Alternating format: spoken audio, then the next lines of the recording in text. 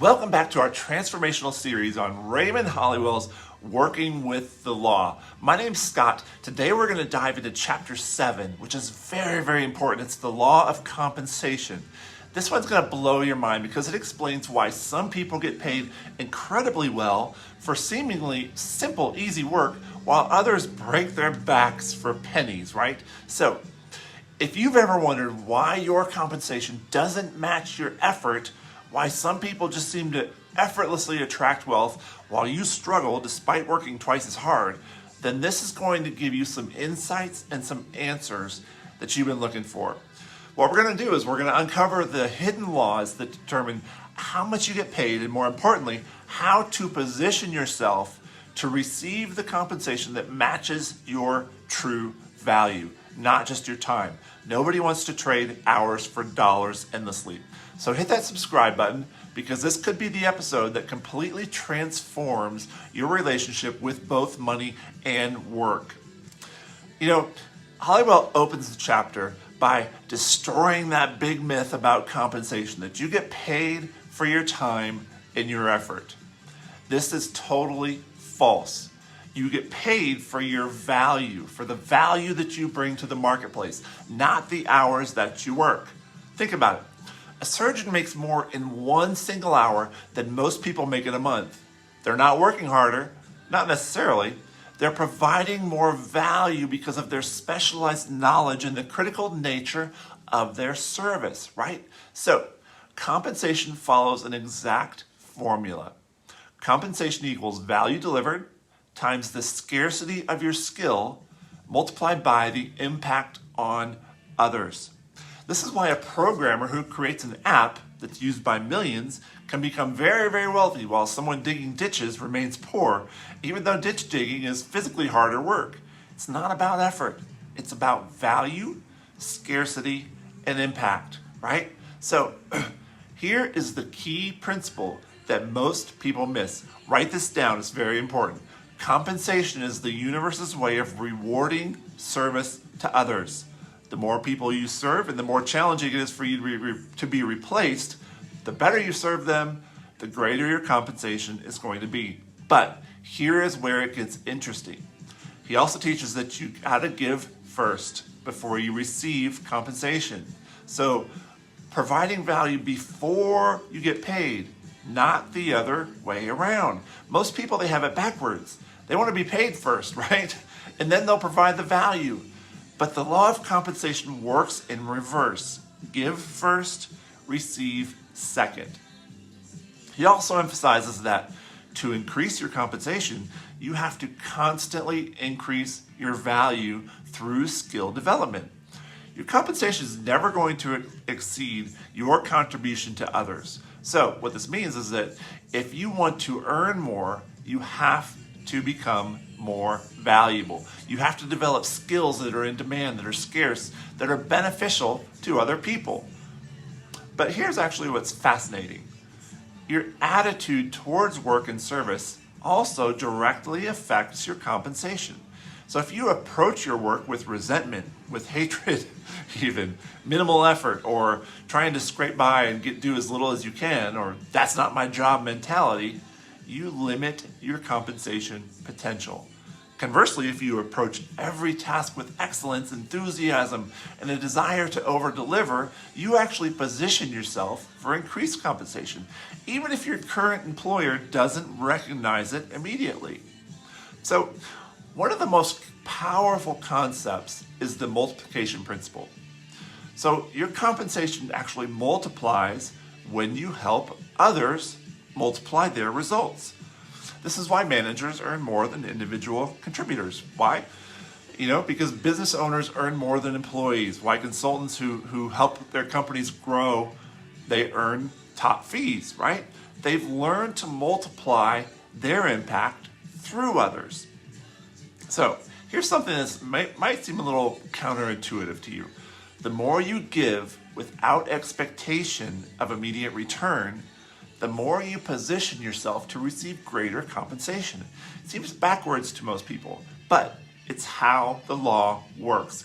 When you focus on giving maximum value, contributing to others' success and solving problems without constantly calculating what you're going to get in return, you become invaluable.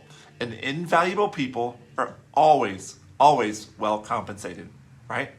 Now, there are some specific ways that you can increase your compensation by aligning with this law. You're going to want to write this down. So the first strategy is the over-delivery habit. Always give more than what's expected. So if you're asked to write a report, make it exceptional. If you're hired for one task, look for ways to add additional value. What this does is it sets you apart and creates a reputation for excellence. Strategy 2, the problem-solving focus. Instead of just doing your job, become a problem solver. Look for challenges in your workplace or industry and develop solutions, right? People who solve problems, they get promoted and they are well compensated. Strategy 3 is the skill investment. Continuously invest in developing skills that are valuable to others. The more unique and beneficial your skill set, the higher your compensation potential, all right? Strategy number 4 is the service expansion. Look for ways to serve more people or serve them better, right? Can you help your company or your team reach more customers? Can you improve processes that are going to benefit everyone? Expanding your service, it expands your compensation. Now, there's something that you have to understand. There's often a delay between giving value and receiving compensation. This is where most people get discouraged and they quit just before their breakthrough. The key is to maintain your service orientation even when the compensation hasn't caught up yet.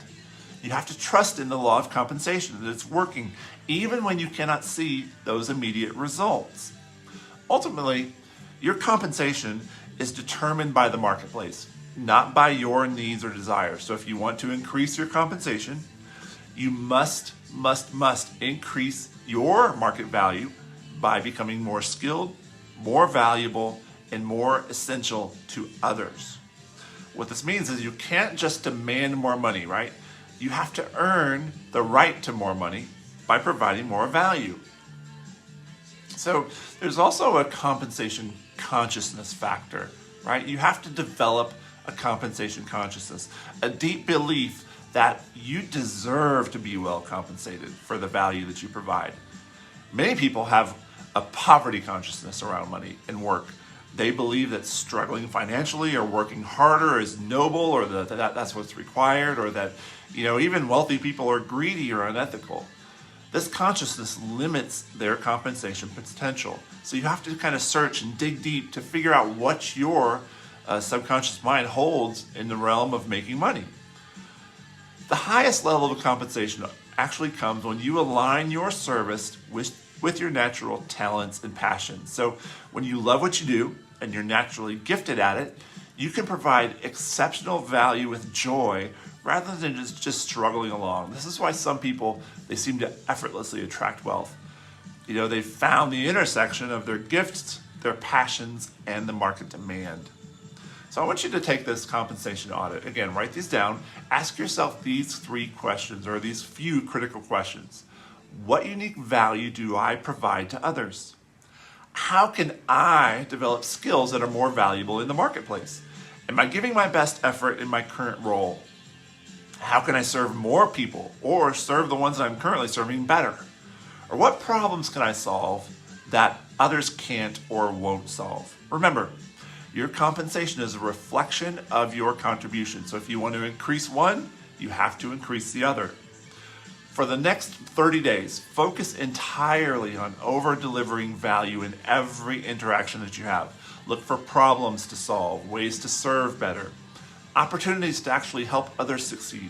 Don't worry about compensation, right? That'll take care of itself. Trust that the law of compensation is working. Focus on becoming so valuable that you become indispensable. So that's chapter 7 of Working with the Law of Compensation. Next time we're going to explore chapter 8 and discover how to maintain your momentum and continue building success. I hope you've gotten some great value out of this. Watch it again, right? Go through, watch it, take notes. If this has helped you to understand how value and compensation all interact and intersect with each other, drop a comment below. Tell me what's one way that you are going to work to increase your value to others this week. Remember, your compensation is never going to exceed your contribution. It never will. So focus on contributing more, giving more, and watch your compensation follow. Don't forget, hit that subscribe button. I'll see you in the next video.